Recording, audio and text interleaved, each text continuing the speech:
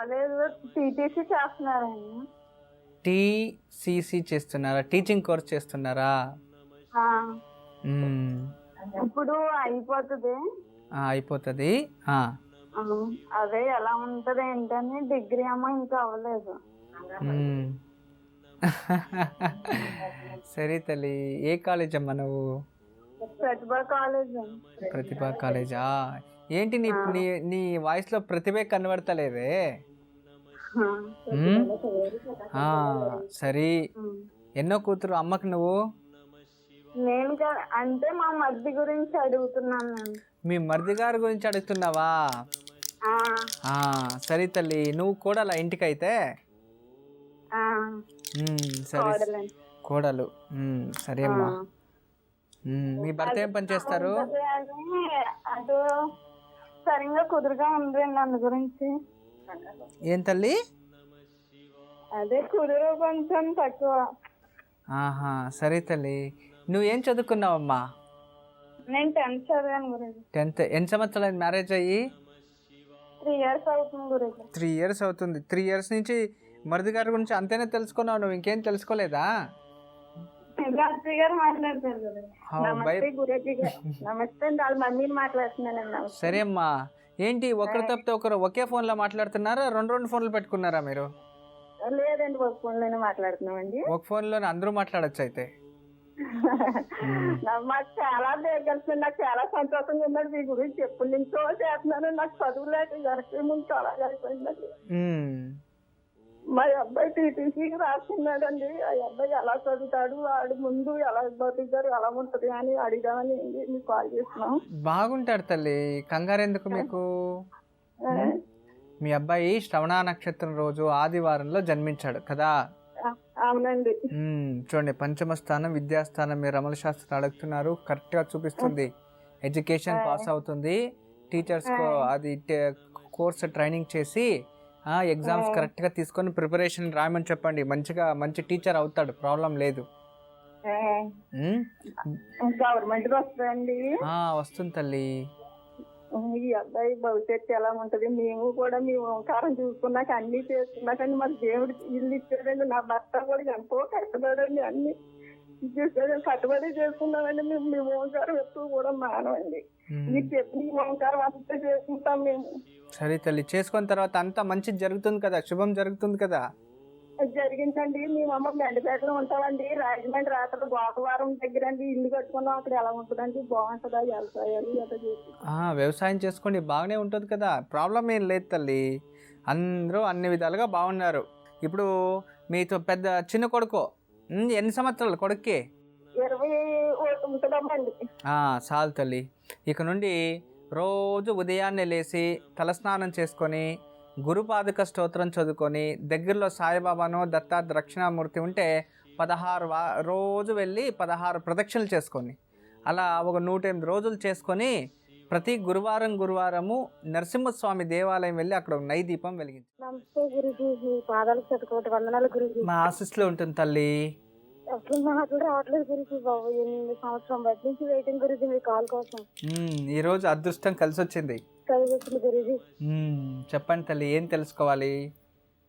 నా భర్తగా గురుజీ సరిగ్గా ఉండరు, అర్థం చేసుకోరు. పెళ్ళాను కానించి. అంటే మేనరికంలో చేసుకున్నారా తల్లి? మేనరికం అంటే దగ్గర చుట్టాలే గురుజీ. ఓకే, అయితే మీరిద్దరు ప్రేమించి పెళ్లి చేసుకున్నారు?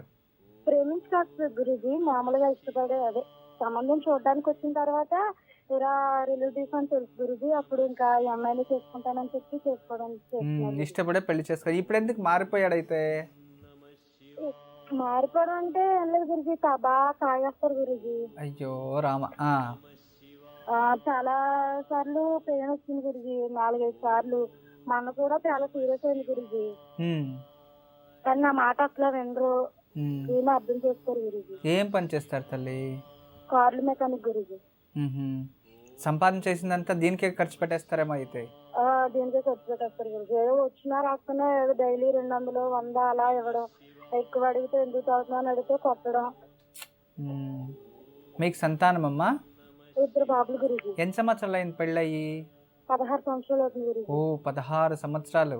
మ్మ్. అంటే నేను 9th చదువుతున్నప్పుడే ఎంగేజ్మెంట్ అయిపోయింది గురుజీ. 10th వచ్చేటప్పటికి మ్యారేజ్ అయిపోయింది గురుజీ. ఆహాహాహా. సరే తల్లి, రోహిణి నక్షత్రం వృషభ రాశిలో జన్మించారు, శుక్రుడు కనబడుతూ ఉన్నాడు. జన్మజాతకం అయితే బాగానే ఉంది, సంపాదన బాగానే ఉంది, కానీ ఇదే తల్లి చెడు అలవాట్లకి పడి ఇవన్నీ దూరం ఇలా ఖర్చు పెట్టేస్తున్నారు అంతే. అవును గురుజీ. అంటే రోజు తాగొస్తూ ఉంటారా, అప్పుడప్పుడు తాగ? లేదు గురుజీ, రోజు తాగేవారు గురుజీ. ఒక నెల అవుతుంది గురుజీ తాగడం మానేసి. ఓ. అదే బాగా కడుపు నొప్పి వచ్చేస్తే హాస్పిటల్ కి జాయిన్ చేశాను గురుజీ. ఆహాహాహా. ఆ, డాక్టర్ ఖర్చు మానేయని అయిందని చెప్పారా? తాగొద్దని చెప్పారు గురుజీ. ఇప్పుడు మానేశారా? మానేశారు గురుజీ. మళ్ళీ మొన్న ఆదివారం అంతకుముందు ఆదివారం తాగారు గురుజీ. అది అడిగానండి, మళ్ళీ నాతో గొడవ గురుజీ. వీళ్ళకి అమ్మా నాన్న ఎవరు బుద్ధి చెప్పేవాళ్ళు లేదా? ఎవ్వరి మాట వినరు గురుజీ. మా అమ్మగారు వాళ్ళు చెప్తారు, అయినా కూడా వినరు గురుజీ. వాళ్ళ అమ్మ నాన్న అన్నా ఎవరన్నా లెక్క ఉండదు గురుజీ అసలు. సరే, అంటే భర్త నుంచి ఎలాంటి ఇది ప్రోత్సాహము సపోర్ట్ అనేది లేదు? లేదు గురుజీ. చెప్పుకోవడానికి భర్త చెప్పుకోవడానికి గురుజీ భర్త అంటే. సరే తల్లి, నేను కొన్ని వ్రతం చెప్తాను, అది చేయి తల్లి నువ్వు, సరేనా? చెప్పండి గురుజీ. ఎందుకంటే అతని జాతకం అయితే బాగానే ఉంది, వినాశకాలే విపరీత బుద్ధి అన్నట్టు అతను ఈ తనకి తానే వినాశం తెచ్చుకుంటున్నాడు. ఈ చెడు అలవాట్లు వ్యసనాలకి బానిస అయిపోయి ఇలా చేస్తూ ఉన్నాడు అంతే. లేదంటే అవన్నీ మానేస్తే మంచోడే. ఇక ఇతను చెడ్డ వ్యక్తి, పాపాత్ముడు అని కూడా లేదు. కష్టపడతాడు, కష్టపడి ఇలా అనవసరంగా ఇలా వ్యసనాలకి గురి అయ్యి జీవితాన్ని పాడు చేసుకుంటున్నాడు అంతే. ప్రతి గురువారం నరసింహస్వామి దేవాలయంలో ఒక తులసి మాల ఇచ్చి నెయ్యి దీపం వెలిగించి తల్లి, ప్రతి గురువారం అలా 16 వారాలు చేసుకోండి. తర్వాత ఈ ప్రతి గురువారం రోజు నరసింహస్వామి అష్టకం అని ఉంటుంది, నరసింహాష్టకం అని, చాలా పవర్ఫుల్. ఆ నరసింహాష్టకాన్ని ప్రతి గురువారం చదువుకోవాలి. ఇలా ఒక 16 వారాలు చేసుకో తల్లి.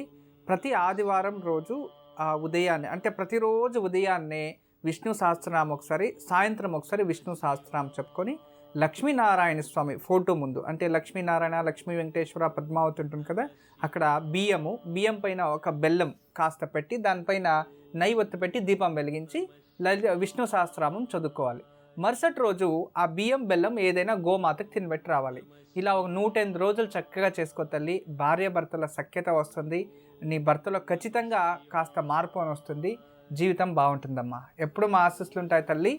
నమస్తే. క్రాంతికుమారి గారు విన్నారు కదా, గురూజీ చెప్పింది పాటించండి, తప్పకుండా శుభం జరుగుతుంది. గురూజీ పూర్వాషాఢ నక్షత్రం గురించి కూడా తెలియజేస్తున్నారు. ఇక పూర్వాషాఢ నక్షత్రం గురించి, అంటే మన్మథుడు పూర్వాషాఢ నక్షత్ర అధిపతి, అతని గురించి తెలుసుకున్నాం. అయితే పూర్వాషాఢ నక్షత్రంలో జన్మించిన వారంటే శుక్ర దశలో జన్మిస్తారు, అవును కదా. ఒక గడియలు విగటిలు, అంటే జ్యోతిష ప్రకారం గటి విగటి విభాగాలు మనం చేసి దాన్ని ఇంత దశ అని మనం చేస్తూ ఉంటాం. అయితే శుక్రదశ 20 సంవత్సరాలు చాలా మంచిది.